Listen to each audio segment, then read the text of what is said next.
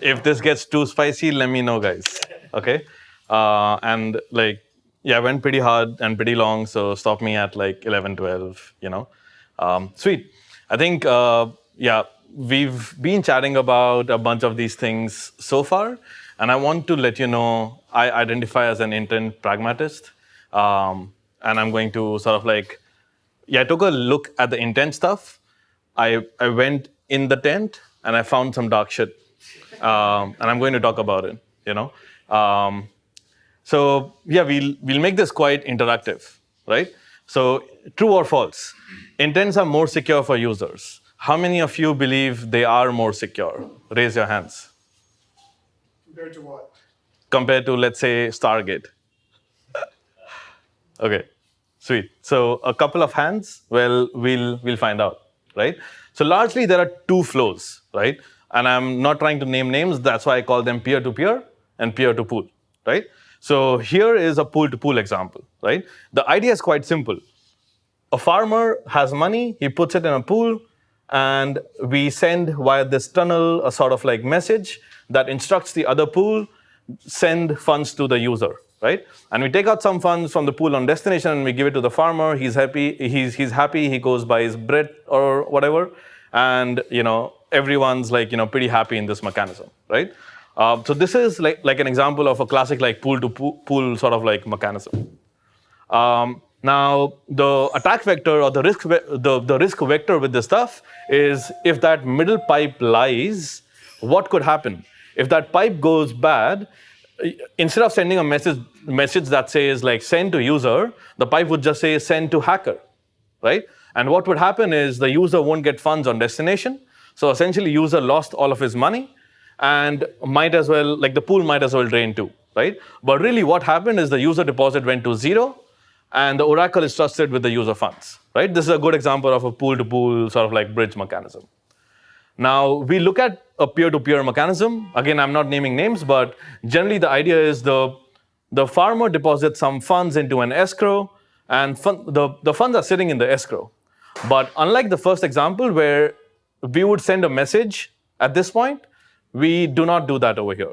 Instead, there is a peer on the other side, indicated by that 2 number there, that sort of uses his solver pool and gives funds to the end farmer on destination so he could buy bread or whatever, right? And then we use the tunnel in between to sort of like indicate a done, that this particular solver was able to fulfill the user request. That's like a good high-level overview example of a peer-to-peer mechanism.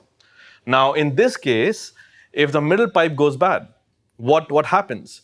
So if the oracle lies, it will basically convey done before things are actually done, right? So it will basically go to the escrow on the source chain and say, hey, you got fulfilled by a solver XYZ, and the user will lose his money again. So really, like the trust lies in the oracle model. And if the oracle model is faulty, then in both of these cases, you will lose money as a user. Often people talk about this peer-to-peer model and they think it's secure. And it is more secure, but from an LP perspective. And it is more secure because there are no LPs, right? But from a user perspective, it's really the same thing. In both of these cases, they are faced with the same sort of like consequence on like the same fault, right? So true or false, this one turned out to be false. And my format is just going through a bunch of these like repetitions. So the next one is intents are centralized. How many of we believe this notion, right? Yeah, Wintermute is coming for us, right? And I think like I saw this like these couple of posts. There are a lot of these, and we face a lot of these like questions ourselves, as people mentioned. And a lot of us in this room believe they are, right? I think intents are decentralized is sort of like an apple pie position. I found this like great screenshot from this guy Shreyash Doshi that I'm trying to follow a little bit, which basically says that it is like a sort of a statement that you don't actually fully understand, but as soon as someone says intents are centralized, you are supposed to like nod head and say decentralized, because if you say anything else, you are a bad person, right? So I believe intents should be decentralized as an apple pie position, right? And the reason is this, right? Intent protocols are marketplaces. They need to be efficient, not decentralized, right? Because really, like, intent protocols are allowing the users to define an end state instead of instructions. As long as there's a solver and you get to your end state, the protocol is functioning as intended, right? So I think my argument is basically this. Intents are auth mechanisms and users control their end state, and hence they're prevented, or like they can sort of like bypass the marketplace inefficiencies. I'm not saying efficient marketplaces should not be built. We definitely want to see a lot of solvers, and the solution to that is building like efficient marketplaces. They can still be centralized, and users would still be happy. We need to sort of like target efficient on-chain execution, not this like notion of like centralization or decentralization. I think that gets us away from the goal of this whole sort of like architecture, right? Again, like pretty hot take in my opinion, but we need to stop like intent dooming a little bit. I think we'll be fine, right? So intents are centralized. I would say false, right? You said that intents are efficient, and you proved that intents were efficient. Yeah. Question around if intents are centralized or decentralized. Yeah, again, like that is not the question to be asking. No, I think I flipped it somewhere in between. You Kamala Harris trust spicy apple pie. Spicy apple pie. Sweet. The next one is intents don't need cross-chain messaging. A bunch of cross-chain messaging providers will tell you this is not true.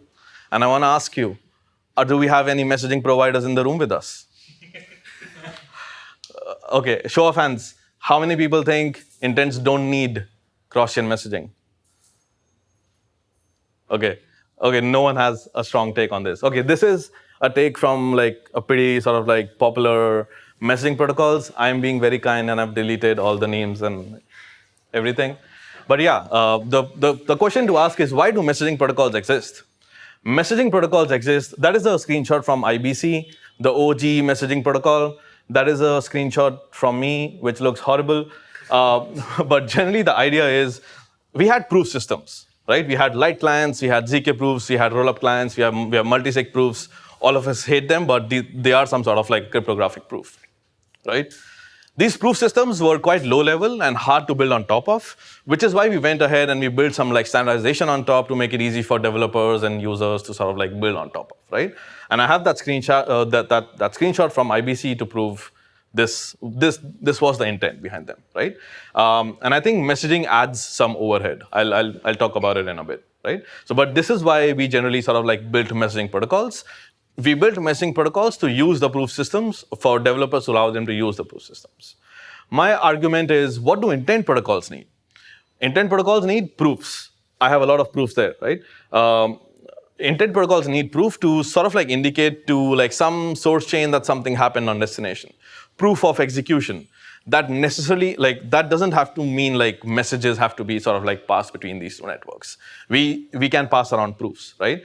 We need some sort of like proof standardization for intent protocols, so they can sort of like allow the user and the solvers to sort of like agree on a common rail to settle on, right?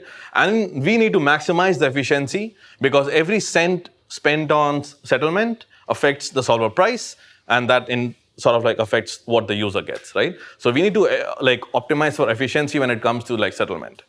I think that's why I would say we don't need messaging protocols. Firstly, they add developer overhead, but developers are no longer using messaging anyway. They're going to use something like an intent, right? So that should be a developer-facing language, right? And we need to sort of like remove all the bloat that comes with messaging and directly go to the proof level, right? Sort of make things really, really efficient for the end solvers. The users have changed. Messaging was built for end developer, and developers are now using intents, right? So we need to remove, like you can, of course, go ahead and use a cross-chain messaging protocol and build your intent protocol on top of it, but I would say you will lose in the long term because it adds a bunch of overhead that is of no use, right? So I would say we should remove the middleman. So intents need cross-chain messaging? I don't think so. Intents are limit orders. How many of us believe this is true? Okay, trick one. We are not going to talk about intent definitions on this one, right? This is not one of those conversations, right? Skipping to the next one. Optimistic settlement makes intents cheap. this is like a pretty like deep take, and if you aren't in like the rabbit hole, you probably aren't aware of this sort of like rumor. But I think largely a bunch of people have started building on optimistic settlements, and the notion is we get to do batching, we get to wait, and it's somehow better to do things that way. I would like to challenge this one. What do we need from settlement mechanisms, right? If you're building an intent protocol, what do you need from the settlement mechanism? You want settlements to be efficient because, as I said, if settlements are efficient, intents operate on like lower costs, which means better outcome for end users. So that's like the number one thing we need from the settlement protocols. Efficient means fast and cheap. As I said, it sort of like impacts directly the end user, so that's why these things need to be efficient. Settlement also needs to be as secure as users want, right? So this is sort of like a nuanced take. Like there is no sort of like general secure thing. Like, I don't think security exists in this like general state. It is sort of like very application specific. So if I'm sort of like doing a $10 bread swap, do it for the cheap price, right? Like I don't need like some sort of like ZK proof to be passed in between chains for this, where the prover is spending $10 to prove my $10 thing, right? So I think the security of settlement is sort of like quite nuanced and application specific. Batching and optimistic settlement are actually quite unrelated. You can do batching on top of fast settlement as well, and there are some like protocols that are doing this in production today on Ethereum mainnet, right? So batching and optimistic settlement are actually quite unrelated and orthogonal concepts, and you can absolutely do like batching without optimistic settlement, right? And I think ideal for solvers is for settlement to be not optimistic, but instead very, very fast, right? Like who wouldn't want their inventory back in like the next minute, right? That would sort of like impact the solver margin and hence directly the user prices, right? So I think we should absolutely not do optimistic verification, right? And I think settlement needs to be modular because it impacts the end user. So the settlement needs to be modular so they can sort of like oscillate between high security and low security when it needs to be. And we should be doing like batching on top of this stuff, right? Like there's a wall of text and I won't sort of like go there into the deeper end. But since I delivered a shit ton of hot takes, let me just sort of like take a pause here and ask for any questions.